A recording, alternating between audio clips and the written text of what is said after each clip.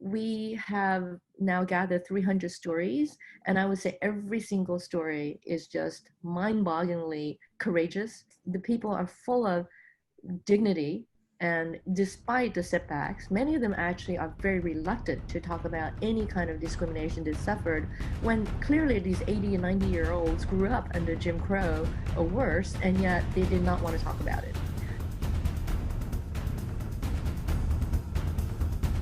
Hi there, welcome to another episode of Chinatown 2.0, an interview podcast where we explore the stories, ideas, and actions of global citizens with Chinese heritage. I'm your host, Richard Yan. Today we're interviewing Professor Anne Chow, a Chinese modern historian that lectures at Rice University. She is also manager of the Houston Asian American Archive, an oral history archive that looks to document the challenges faced and contributions made by the Asian American community. As the daughter of a Taiwanese diplomat, as a kid, Anne moved between Congo, Australia, Washington, D.C., and Taiwan. Her PhD dissertation was on the social networks of Chen Duxiu, co-founder of the Chinese Communist Party and publisher of the influential magazine Xin Qingnian, or New Youth. In this interview, we covered her multi-continental childhood, views on Asians' involvement in politics, a history of discrimination suffered by Asian Americans, inspiring stories from the Houston Asian American Archive, and her work on Chen Duxiu. As usual, don't forget to like, subscribe, and ring the bell on our YouTube channel. Hope you enjoy this episode.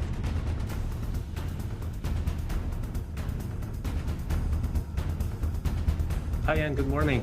Thanks for joining our show, Chinatown 2.0. Good morning, Richard. Thank you for having me. It's an honor to be on your show. Thank you. Thank you. So could you please briefly introduce yourself? Where are you from? Where have you lived?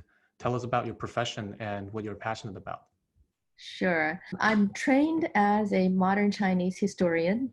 I'm also currently manager of the Houston Asian American Archive, an oral history archive that we will be talking about later.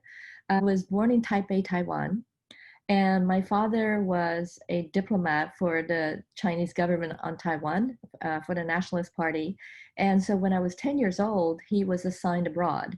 And so I stopped going to Chinese school in Taiwan in fourth grade. And then his first assignment was in Congo, Africa. After that, we did come to United States in Washington, D.C. He was in the embassy for a year. So I attended seventh grade.